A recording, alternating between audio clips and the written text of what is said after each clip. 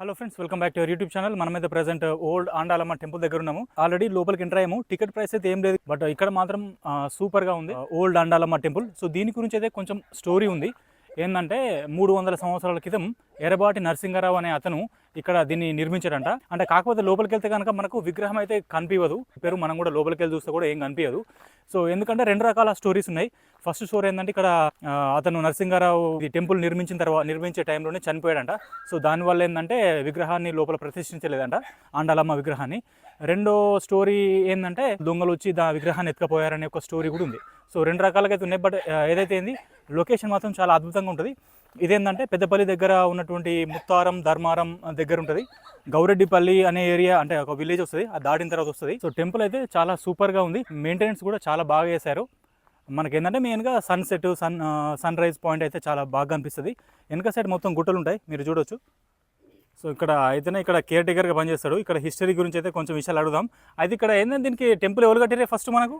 ఇక్కడ ఈ గుడి మా ఊరి దొరలన్నీ పెద్ద జమీందారులు, అప్పుడు వెనకట పెద్ద జమీందారులు ఉండేది.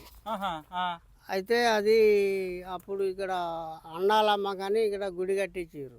ఆ ఎర్రబాటి లక్ష్మీకాంతరావు విగ్రహం లేదు. విగ్రహం ఇప్పుడు ఈ గుడి కంప్లీట్ అయ్యి విగ్రహాన్ని తీసుకొచ్చి పెట్టే టైంకు ఆయనే చనిపోయిందట.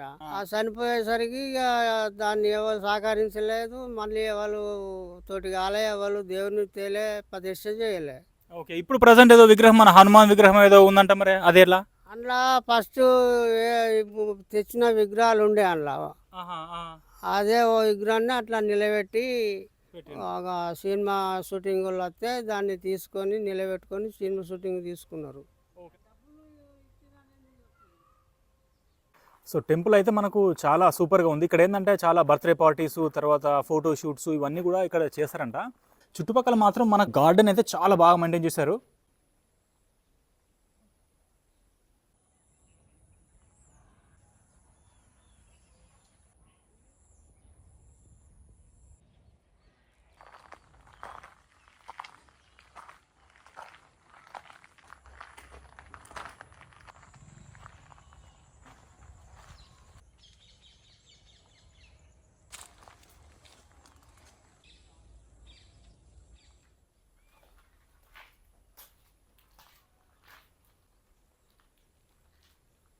ఇక్కడైతే టెంపుల్ అయితే చాలా బాగుంది. ఈ రోజు అయితే ఎవరు లేరు యాక్చువల్గా, బట్ జనరల్గా పొద్దున అయితే చాలామంది వస్తారంట రెగ్యులర్గా. ఈ రోజు కూడా పొద్దున వచ్చారంట.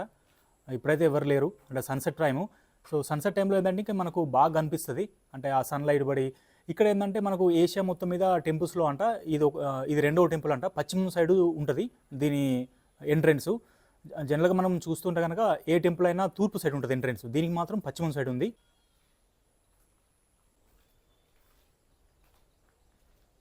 టెంపుల్ అయితే చాలా బాగా మెయింటైన్ చేశారు, కానీ బయట నుంచి లోపలికి వస్తే కనుక రకరకాల డ్రాయింగ్స్ అవి ఇవి రాసి కొంచెం ఖరాబ్ చేశారు. మనం పైన చూస్తే కనుక రకరకాల పేర్లు అట్లా చెక్కారు.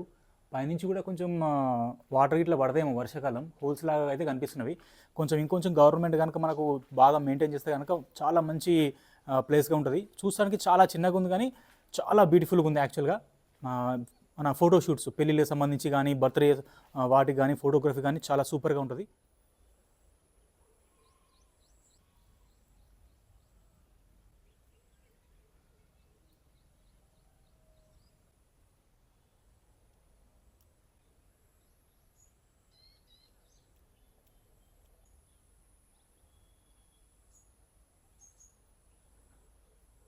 సో లొకేషన్ అయితే కనుక చాలా సూపర్గా ఉంది. యాక్చువల్గా మనం ఒక 2-3 గంటలు ఈజీగా టైం స్పెండ్ చేయొచ్చు. సన్సెట్ పాయింట్ ఆఫ్ వ్యూలో వస్తే కనుక బాగా ఎంజాయ్ చేయొచ్చు. మనకి వెనక సైడ్ సన్ సెట్ అవుతుంది, అందుకే మనకు లైటింగ్ కూడా చాలా బాగా వస్తుంది.